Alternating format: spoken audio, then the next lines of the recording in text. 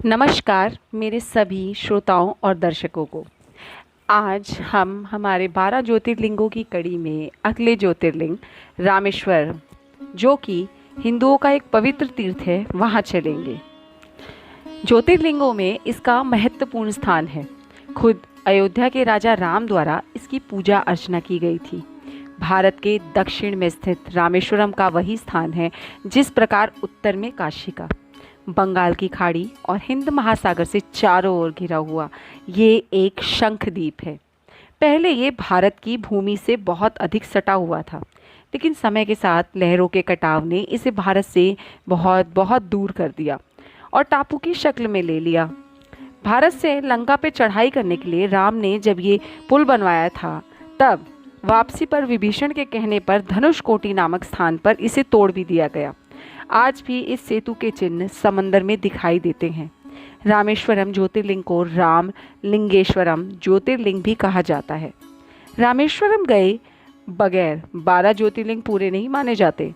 रामेश्वरम ज्योतिर्लिंग के इतिहास संबंधित कई सारी कथाएं प्रचलित हैं, लेकिन इनमें से एक कथा सबसे अधिक प्रचलित है जो मैं आगे कहने वाली हूँ।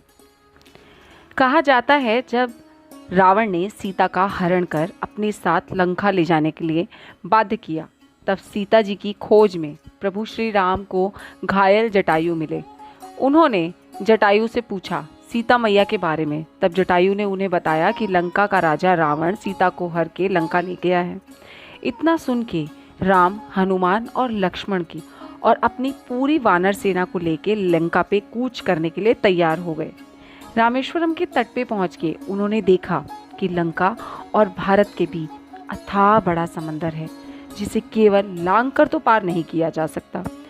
राम शिव पूजक थे और उनका मानना था कि यदि वह शिव भक्त हैं तो बिना शिव की पूजा किए वो कभी कुछ भी नहीं खा सकते और ना ही पी सकते हैं। अब इनकी ये पूजा अर्चना बहुत ही वर्षों से चली आ रही थी। अब इस संकट की घड़ी में राम को शिव की याद आई। इसके पश्चात उन्होंने तट पर ही शिव के लिंग की स्थापना की और पूजा अर्चना प्रारंभ कर दी। इसके पश्चात शिव उनकी तपस्या से इतने प्रसन्न हुए कि उन्हें दर्शन देने नीचे आए। उनसे पूछा कि तुम क्या वर चाहते हो। तब प्रभु श्री राम ने भगवान शिव से कहा कि भविष्य में जो युद्ध वह लड़ने जा रहे हैं, उसने वह हमेशा विजय ही प्राप्त करे।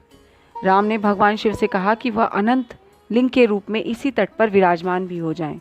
शिव ने तथास्तु कहा और अनंत काल तक वहीं स्थापित हो गए। एक अन्य कथा कुछ इस प्रकार कहती है, रावण पुलस्त्य कुल का ब्राह्मण था और राम को ब्रह्म हत्या का पाप लगा था। लंका से लौटते वक्त गंधमादन पर्वत पर राम और सीता विश्राम के लिए रुक गए। वहाँ के ऋषि मुनियों को इस बात की जब सूचना मिली तो वह प्रभु राम के दर्शन करने के लिए पर्वत पर पहुँच गए। वार्तालाप के दौरान उन्होंने ऋषियों और मुनियों से खुद पे लड़के इस ब्रह्म हत्या के पाप को दूर करने के उपाय पूछे। तब राम जी को वहाँ शिवलिंग बनाकर पूजा अर्चना करने की उन ऋषि मुनियों ने सलाह दी। हालांकि ये कथा ज़्यादा प्रचलन में नहीं है, किंतु कुछ लोग इस मत के भी समर्थक है, क्योंकि राम को एक ब्राह्मण की हत्या का पाप तो अवश्य लगा था। रामेश्वरम मंदिर 1000 फुट लंबा और 650 फुट चौड़ा है।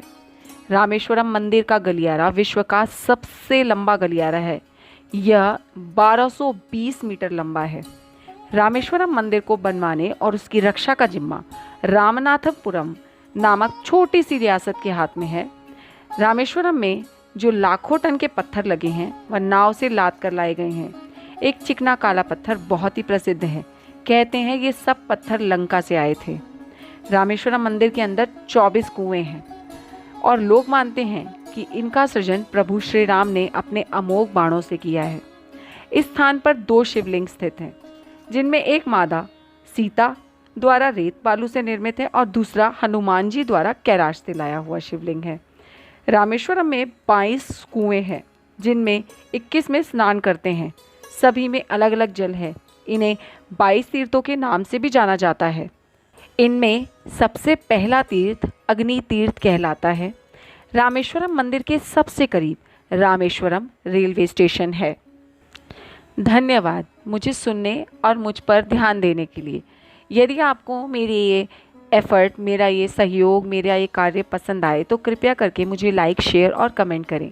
सब्सक्राइब ज़रूर करें। मैं इसी प्रकार आपके लिए कथाएं और इसी प्रकार की धार्मिक प्रचलन की किंवदंतियाँ लाती रहूं। इसके लिए आपका समर्थन बहुत ज़रूरी है, तो कृपया करके मुझे समर्थन देते रहें।